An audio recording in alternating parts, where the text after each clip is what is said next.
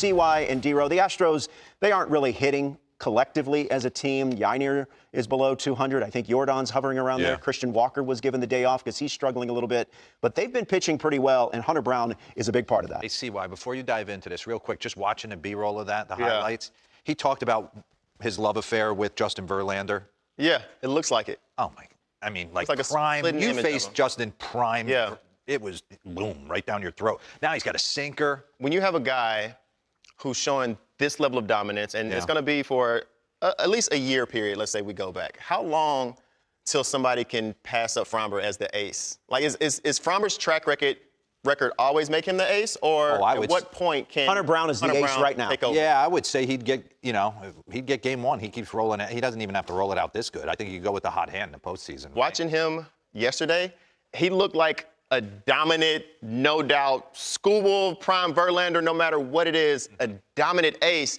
And I was so curious, how is he out here getting it done? When you saw him come up last year, you see the makeup, but you're like, how is it going to all come together? He got his fastball hit around a little bit last year, and then going into May last year, he started to incorporate this sinker, but he makes every hitter, D-Row, look rush. He makes every hitter look in between. Anytime it's a fastball, they look like they're swinging once it's in the glove, but this is not a fake thing. This is not trying to grab a small sample size, D-Row. This is almost a year, D-Row, that we're looking. So this is not like, oh, he's had a few good starts. Let's compare him to Paul Skeens. No, when you go back to May, you're not talking about him because you're talking about the Frambers of the world or talking about something else, or the Tuckers or Alvarez or what Bregman's doing in Houston. But for almost a year, Hunter Brown has been right here in the same category. Michael King's going to get paid, by the way. With the guys that you're thinking day in and day out. Hunter Brown, he has turned the corner, D-Row. This is not fake news. This is the real deal. And seeing how he was able to attack, I really wanted to dig into just yesterday's game. A lot of times we do full circle, show his struggles, show what he's doing now. Just yesterday, I want to see how he attacked these guys because, yeah, he had success against the Cardinals. He had success against the Twins and Mariners. But what was he going to do against the big three or big four that the Blue Jays have? Starting off first time through the lineup, D-Row. Check these pitches out. He's not trying to trick anybody. He's coming right at Vladdy, right at Bo, straight heaters. What are you going to do with it? Let's do this the first at-bat through. Just straight heater, Santander. You're scuffing a little bit. I completely understand. I'm not going to mess around with you. I'm coming right at you and going to see what's happening. Let's pause this real quick. Just getting through this first time with these guys, there's no better situation you can find yourself in as a pitcher. As I got through their big three. Showing them nothing. And I gave him nothing but straight heaters. Whether they were placed or not, yeah, he hit a few corners, but he pretty much came right at them. I'm not showing you anything else that I have right now. Let's keep it rolling right here. I think we're going to get to this back. So second time around. Actually, let's pause this real quick. Let's go to the board on how he mixed his pitches. How do you go through a lineup multiple times? You're going to have to switch to Arsenal. Guys, if you show them just the heater the first time around, they're going to start cheating to it. So you know what? Let's adjust our numbers a little bit. We'll start mixing in. We have the kitchen sink in our arsenal. He has the changeup. He has the curveball. He has the slider. Now he has the freedom to release this and use this however it is that he wants to use it. That's pretty interesting. Starts you off with the gas, then second AB, kind of nickel and dimes you. Third plate appearance. When he needs it, he's going. He's going to show you that he still got it. Trust me, we're going to get to that. He's going to show you that he still has it. All right, let's get back to Bo. He starts Bo back off, straight with the heater. So what are you going to do with it? Maybe you're cheating a little bit to it. That's now 5 heaters in a row he's thrown. 5 heaters in a row. And Bo didn't show him any reason to switch. But Vladdy, yes, the elite hitter on the team. Maybe you'll switch it up. But Vladdy is showing, I'm cheating to that heater. So how do you fix that? We throw the little cutter away. Speed him up inside. Let's get to the cutter away. You get the rollover. Back third time around. Now we go. He's down and in, fastball. Okay, he misses with the slider right here. Some would say Jose Altuve should have caught that ball. Some would say? Some outfielders would say that. Come on, Jose, you got to make that play. All right, but this is that bat that really got to me. This is where you start playing mind games with guys. Vladdy thinks he's going to mix it up, go with the slider. Heater right down the middle that he doesn't swing at. Now he's in battle mode. And pause it right here. Look. Yeah, he's frustrated. To think righty changeups, D-Row, is something that we didn't see that too often. So I'm sure Vladdy's still in the mindset thinking he's throwing me fastball or slider because he got him out on the heater, then he got him out on the slider away. So he's thinking he's going to one of those two.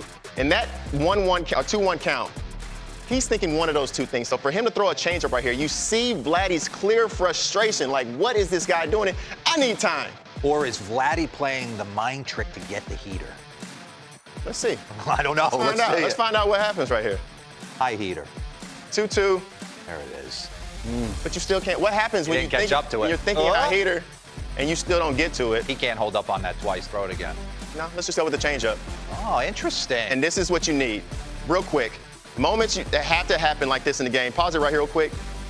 The way that pitchers can have these great outings, you got to have a great defensive play that mixes in right there. You play third base. With Isaac Paredes making that huge double play with him, that allows the spotter to not have to go to Brown and Abreu. That allows Hunter Brown the opportunity to go back out in the 7th and get another opportunity to get that third time through. So props to Isaac Paredes right there. I had to give him some props on that real quick. And let's go ahead and finish it up, D-Row, and get to the third time through the lineup. We showed the numbers earlier. What can he do late in the game? When you're young and you're fiery and you still have enough in the tank, if somebody's showing you, with Santander showing you that he's not seeing the heater right now, we're not messing around anymore. There's no reason to nibble. Just straight 97 downhill. That's assault. Coming right at you. And then we get to the last bit of frustration for the Blue Jays. It was a frustrating night for the Blue Jays all in all. George Springer, there's nothing worse for a hitter when you're battling. You get into a hitter's count, and then you get that call right there. Yeah. And watch his level of frustration. So with George Springer, 2 things I have. He needs to be able to let that go, because you'll see that he sticks with this the rest of the at-bat. He's still thinking about that one call, which kind of shows you the level of dominance that's nasty. that Hunter Brown has. To be able to drop that slider in there, 2-2 count, oh, he's swagged out right now. So when you see what he's able to do, D-Row, I'm loving it. And this is the old school pitcher. These are the pitchers that used to be your horses. You had to have guys that you can trust to get through the lineup 3 times. A spotter does not have to rush to the bullpen with Hunter Brown. He is truly coming into his own as a superstar. He understands that he's that horse within this rotation, and I think he's taking that and running with him. And I love to see what Hunter Brown's doing this year. He's the hardest throwing left-hander in the game, and Jose Alvarado joins us from the league offices here as they continue their series against the New York Mets. Good morning to you, Jose. How are you? Good morning. Great. Your velocity is almost up 2 miles per hour this season as opposed to previous years. What has been the difference? Why are you throwing so much harder? You know, I throw hard every year, but like this year is like I know my velo is more up. The difference this year is like I focused in this season like different body. Like I got a plan with like drill tower in the 5th inning, and I think it's like that's the result I have right now. Yeah, I think we have some video of you doing some of your That's what I was going to say. your workouts. His workout routine. Yeah, I think we have some of these shots. When you look at this here, we're about to show it. Tell us what you're trying to accomplish here in these images here, Jose. You know, like the reason I do this drill this year because he's helping me like about not lean back. Yeah. Because my problem every year is like before to throw the ball, it's like way lean back, and that drill is helping me like stay close before to my release point. Jose, talk to me about the mindset closing it down a game. You seem like you're typecast for it. Take me through, like, is it about the 6th inning you start taking your mind somewhere else, or do you stay calm and kind of watch the game and just come in for the 9th? No, I'll be ready for any situation, you know. Like Tonso, he want to use me in that situation. You know, the reason this year, like everybody in the bullpen, he got a rule. Like, you know, it's way different when you know where inning you throw. Like year before, like, oh, one more, sit down, the phone call, oh, that's not me. It's crazy. Yeah. And now I come in to the bullpen the 3rd inning, and 4th inning I take like a stretch, and the 5th inning I do my tower drill, and after that it's like watch it again because I know my responsibility right now, and that's it. When I got my time, I come in very focused to do my job, like stay focused. How do you stay focused? Because word on the street is like you drink 75 cups of coffee a day. You love coffee, Jose. you really love it. You love it. Yeah, coffee is life. Yeah, I believe you have that tattooed, correct, on your arm? Can you show us that? Yeah, right here, like coffee is life. I mean, 6 shots of espresso when you get up in the morning? Yeah, like now I come into the tower here, like MLB.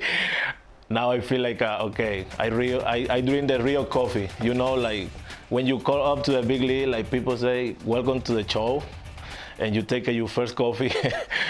Now I feel like I drink my real coffee in the show.